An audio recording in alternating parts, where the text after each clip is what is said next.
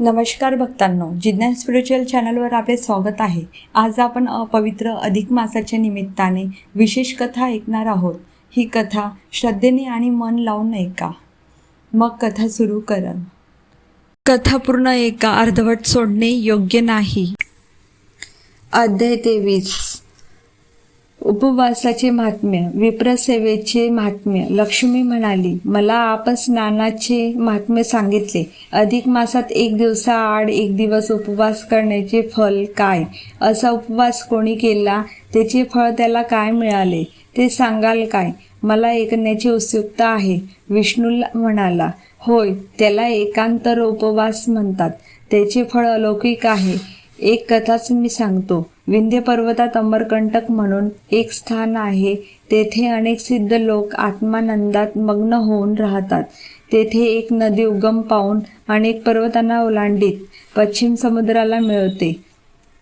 ती शिवहस्तापासून उगम पावली आहे. सिद्ध, चारण, देवता, मानव सर्वांना ती पूज्य आहे. ती शिवा इतकी सर्वांचे कल्याण करणारी आहे. त्या नदीचे भृगु कच्छ नावाचे नगर आहे. तेथे गौरीशंकर आणि मी निवास करतो. अनेक देवही अंशात्मक रूपाने तेथे राहतात. तेथे एक विद्वान वेदज्ञ ज्योतिषी राहत असे. त्याचे नाव कुशल शर्मा. कुशावती नावाची त्याची पत्नी होती. ती सुंदर होती, पतिव्रता होती, धार्मिक होती. त्या दाम्पत्याला एक स्वरूप सुंदर कन्या झाली. मेधावती असे तिचे नाव होते. पद्मनाभ नावाच्या ब्राह्मण वराशी त्यांनी तिचा विवाह लावून दिला. ती कन्या विवाहानंतर काही दिवस सासरी राहिली. वधूवर आनंदाने राहत होते. त्यांचे परस्परांवर अत्यंत प्रेम होते. पण एक दिवस असे झाले की तो पती नर्मदेत पोहायला गेला असता सुसरीने त्याला ओढून नेले. मेधावतीने पुष्कळ दिवस आत्यंतिक शोक केला. पण एके दिवशी ती एकटी बसली असता तिच्या मनात विवेकाचा विचार आला. संसार दुःखमयच आहे. कायम दुःख करीत बसण्यापेक्षा अवैध सुख मिळेल असे काहीतरी व्रत करावे. तिने पित्याला विचारले. पिता म्हणाला, अधिक मासात एकांतर उपवास व्रताचे तू आचरण कर. त्याने सर्व पापे, सर्व दुःखे यांचे निवारण होते. मनुष्य भवसागरातून तरुण जातो. त्याच्या सांगण्याप्रमाणे ती मुलगी अधिक मासात रोज नर्मदेत स्नान करी व 1 दिवसाआड 1 दिवस असे उपोषण करू लागली. रोज पुरुषोत्तमाची पूजा करू लागली. भूमीवर शयन करावे. 1 दिवस उपवास करावा. दुसऱ्या दिवशी हविष्यान्न भक्षण करावे असे करू लागली. तिने मासांती उद्यापन केले. दर 3 वर्षांनी येणाऱ्या अधिक मासात असे व्रत ती करीत असे.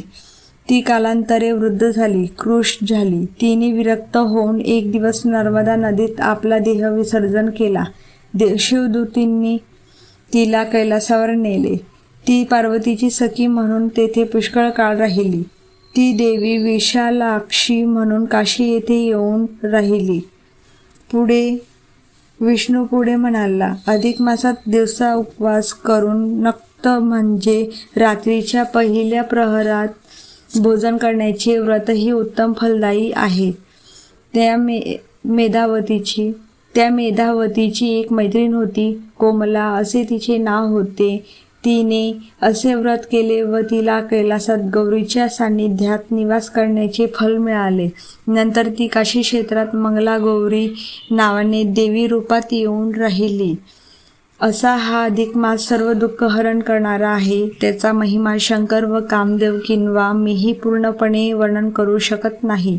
लक्ष्मी म्हणाली, अधिक मासात ब्राह्मणाची सेवा करण्याचे काय फल आहे?